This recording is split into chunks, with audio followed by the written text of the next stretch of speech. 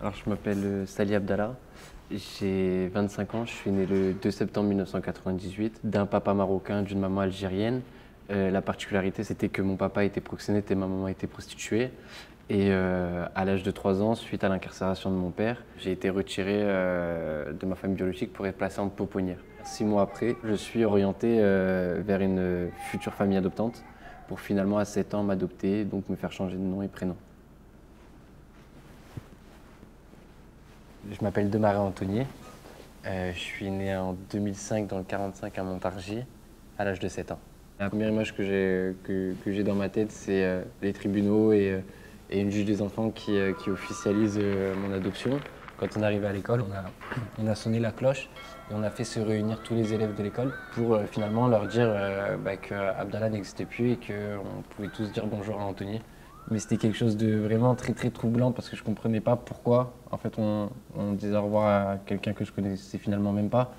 Je me suis senti effacé, je me suis senti enterré vivant, je me suis senti disparaître.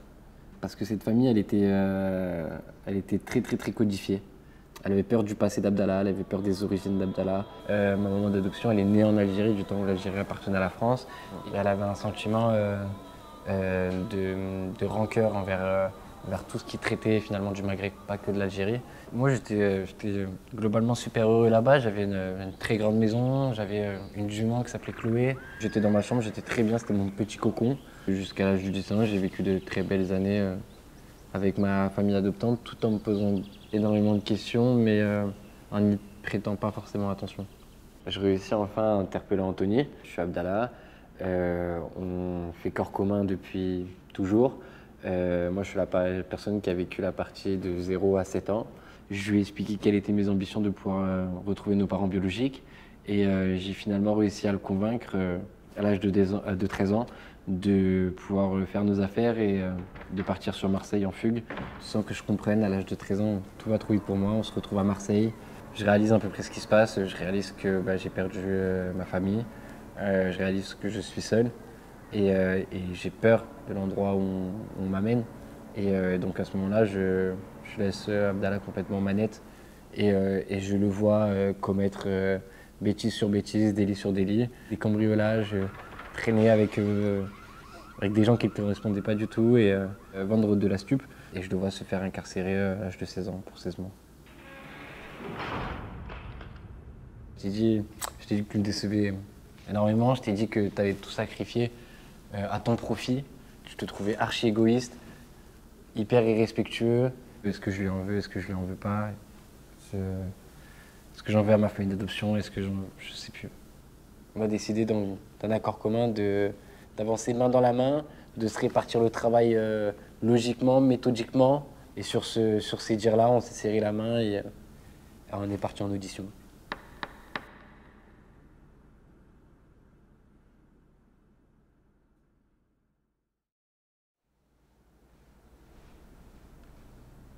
Je m'appelle Abdallah, séparé de ma famille biologique, abandonné par ma famille d'adoption. À 16 ans, je suis incarcéré 16 mois pour une série de cambriolages. Je m'appelle Anthony, je suis né du système adoptif et je fais corps commun avec Abdallah et je partage la même cellule. J'avais peur de me retrouver dans ce genre de structure, j'avais peur de cet amas de personnes, j'avais peur de cette hyper-violence. Abdallah, pour le coup, comme toujours, il était bien plus enthousiaste. Et il m'a dit, il ne faut pas que tu paniques, il faut vraiment que tu te consacres à la réflexion, à réfléchir, à penser. J'ai pu rapidement me rendre compte que la marche à suivre était de faire une lettre à son éducateur référent afin qu'il puisse retrouver sa maman biologique. Suite à cette relance, je reçois une date d'ouverture de dossier, j'étudie ce dossier-là. Une semaine après, je suis extrait de l'EPM, accompagné de mon éducateur PJG et de mon éducateur d'unité. Et j'arrive à la gare Saint-Charles, je mets un pied sur le quai et au bout de ce quai-là, il y avait une personne qui criait Abdou, Abdou. Et j'ai très vite compris que c'était ma mère biologique. Ça a été un grand moment d'émotion dans le sens où c'était la première fois que je pouvais poser une image, un visage sur ma maman, sur la personne pour laquelle je me battais depuis tant de temps, après 17 ans de séparation. Je me suis très vite aussi rendu compte que sa maman, c'était une personne très jolie, qui prenait énormément soin d'elle. Au fur et à mesure des informations, en les liant les unes aux autres, je me suis rendu compte que sa maman, elle pratiquait encore la profession de travailleuse du sexe. Aujourd'hui, maintenant qu'on a retrouvé sa maman, il ne me demande pas de partir. Et il me demande de rester, il me remercie d'avoir eu la capacité d'être là, d'avoir pu l'accompagner. Toujours très clair aussi, par contre, sur l'espace qu'il prend dans le corps. C'est sa vie qu'on écrit, c'est pas la mienne.